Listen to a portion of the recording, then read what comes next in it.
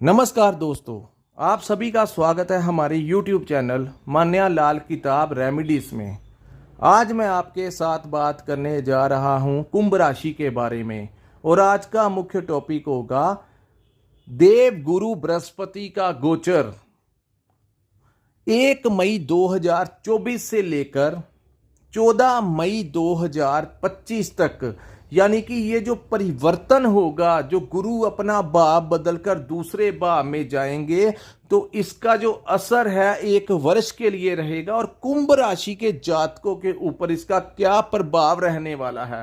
दोस्तों, ये जो गोचर है ये वृषभ राशि में होगा। वृषभ राशि के लगन भाव में ये गोचर होगा और कुंभ राशि के चतुर्थ भाव में ये जो गोचर है ये होगा और 1 वर्ष के लिए ये गोचर जो है वो होगा। अब मैं आपको बताता हूं कि ये जो गोचर है इसका कैसा प्रभाव जो है वो आपके ऊपर रहने वाला है। खास करके आपकी आर्थिक स्थितियां कैसी रहेंगी, अगर आप व्यापार करते हैं तो कैसा रहेगा, अगर आप नौकरी करते हैं तो कैसा रहेगा। इससे पहले मैं आपको बता दूं कि जो सामने कुंडली बनी है ये चंद्र राशि के ऊपर आधारित है, जहां पर कुंभ लिखा है 11 नंबर। सो ये आपकी कुंभ राशि है। दोस्तों, देवगुरु बृहस्पति के बारे में मैं आपको बताना चाहता हूं कि बृहस्पति जिन जातकों की कुंडली में बृहस्पति की गुरु की अवस्था अच्छी होती है, उनके पास अपने बाप दादा की छोड़ी हुई अच्छी खासी प्रॉपर्टी होती है, बैंक बैलेंस होता है।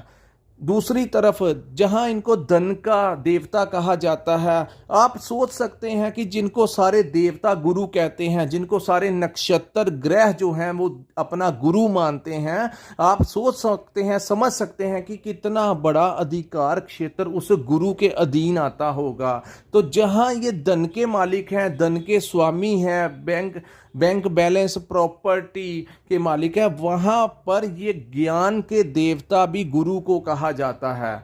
मैं आपको बताता हूं कि ज्ञान 2 तरीके का होता है। एक रटा रटाया जो ज्ञान है वो बुद्ध के अधीन आता है, लेकिन जो डीपली नॉलेज है, कई बार समाज में आपने कुछ ऐसे लोग देखे होंगे, अपने रिश्तेदार, भाई बहनों, मित्रों में या समाज में कुछ ऐसे लोग देखे होंगे जिनकी बातें सुनकर आप प्रभावित हो जाते हैं और आपके मन से एक बात निकलती है कि वाह, कितनी डीपली नॉलेज है इनको। किसी भी, चाहे वो कोई सब्जेक्ट हो, चाहे वो धार्मिक नॉलेज हो, किसी भी चीज में परफेक्टली डीपली अंत तक की जो नॉलेज होती है वो देवगुरु बृहस्पति के कारण होती है।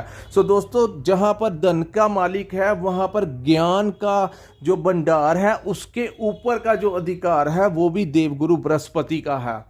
सो शुरू करते हैं कि इस गुरु का जो गोचर है उसका क्या प्रभाव होगा कुंभ राशि के जातकों के ऊपर। सो दोस्तों, आपकी राशि के चतुर्थ भाव क्या रिप्रेजेंट करता है? चतुर्थ भाव हमारी माता को रिप्रेजेंट करता है। चतुर्थ भाव जो है वो आपकी प्रॉपर्टी का भाव है, चतुर्थ भाव आपके वाहन का भाव है। सो दोस्तों, आपने सबसे पहले माता के भाव में गुरु का गोचर, ये चंद्रमा का घर होता है चतुर्थ भाव, यहां पर गुरु का गोचर कहीं ना कहीं आपकी माता की अगर सेहत में कुछ प्रॉब्लम भी चल रही थी तो वहां पर उनकी प्रॉब्लम भी सॉर्ट आउट होती दिखाई दे रही है। जिन जातकों की कुंडली में गुरु की अवस्था भी अच्छी है उनको बहुत अच्छी खुशखबरी मिलेगी। खास करके ये प्रॉपर्टी का भाव है। सो प्रॉपर्टी में चल रहा अगर किसी का कोई डिस्प्यूट होगा तो उसका निवारण लेकर आए हैं गुरु बृहस्पति। प्रॉपर्टी से रिलेटेड आपका बहुत बड़ा फायदा देकर जाएंगे आपको। या तो आपको प्रॉपर्टी मिल जाएगी, अगर आप कोई बेचना चाहते हैं, आपको उचित दाम नहीं मिल रहा तो आपकी प्रॉपर्टी आप बेचकर उचित धन कमा सकते हैं।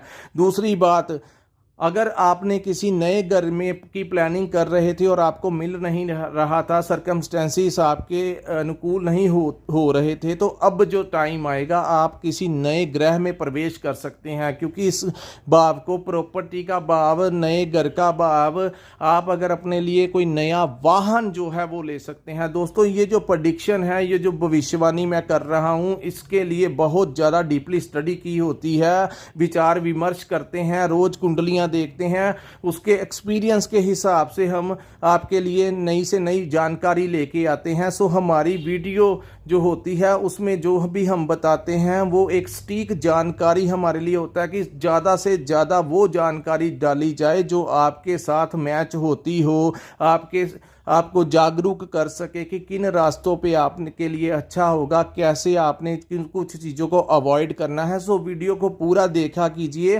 कमेंट किया कीजिए, ताकि हमें हमारी मेहनत जो आपके लिए की होती है हमें हमारा फल मिल जाता है और हम इंस्पायर होते हैं आपके लिए नए नए वीडियोस लाने के लिए।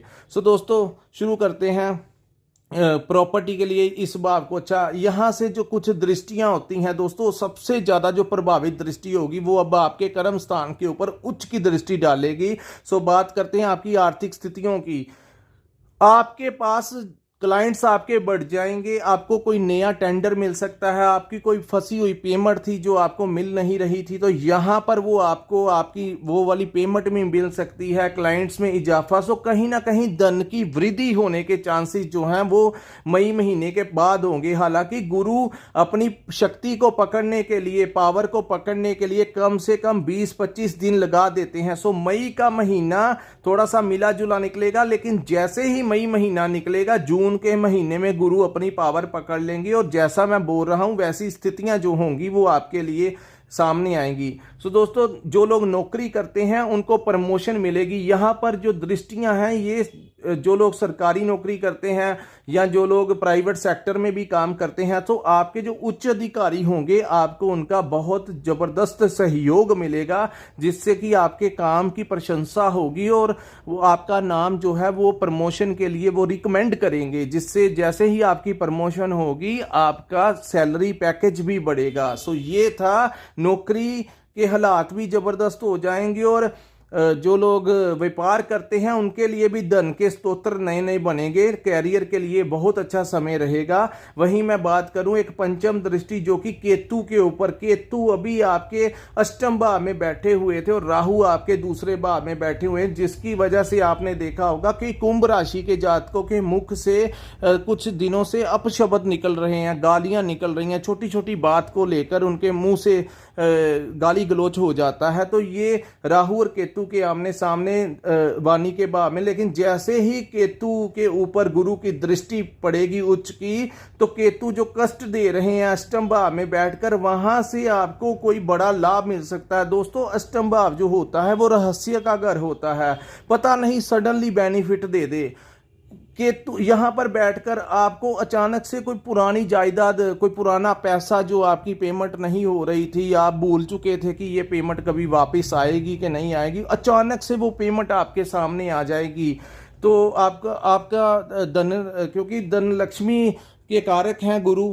तो दूसरी बात, यहाँ पर वो आपको जब दृष्टि डालेंगे तो यहाँ से आपके जो अगर कोई पुरानी इन्वेस्टमेंट की हुई है शेयर मार्केट में तो उसमें उछाल देखने को मिल सकता है।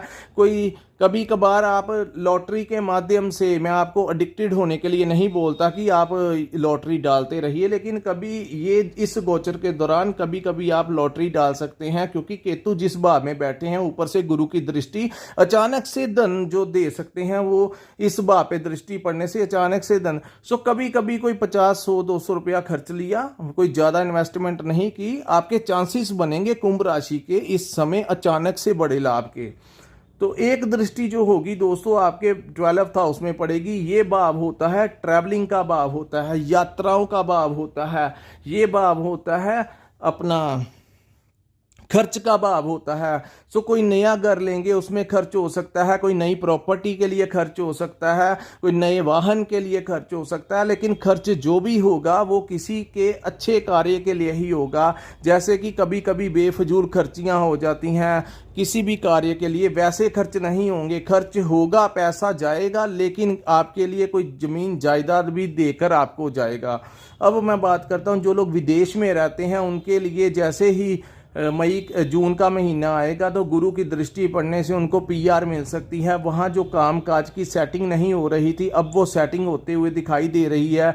जिन लोगों का इंपोर्ट एक्सपोर्ट का काम है, जो लोग सोशल मीडिया के साथ जुड़े हुए हैं, अचानक से उनको बड़ा लाभ जो होता हुआ दिखाई दे रहा है। सो दोस्तों, ये था कुंभ राशि के ऊपर गुरु का गोचर जो है वो कैसा प्रभाव देगा। हालांकि जो लोग तंत्र विद्या या सिद्धियां प्राप्त करना चाहते हैं, जो लोग आध्यात्मिकता की तरफ झुकाव रखना चाहते हैं, ये वो समय होगा। हो सकता है कुछ लोगों को कि जो मेल मिलाप है वो एक बार किसी बड़े तांत्रिक के साथ हो जाए जिसको तंत्र विद्या आती हो, और ये भी हो सकता है कि जो लोग खुद मेडिटेशन करते हैं, पूजा पाठ करते हैं और कोई सिद्धि प्राप्त करना चाहते हैं, ये समय जो होगा वो कहीं ना कहीं आप इस सिद्धि को भी प्राप्त कर सकते हैं। इसके लिए योग्य गुरु ढूंढना चाहिए।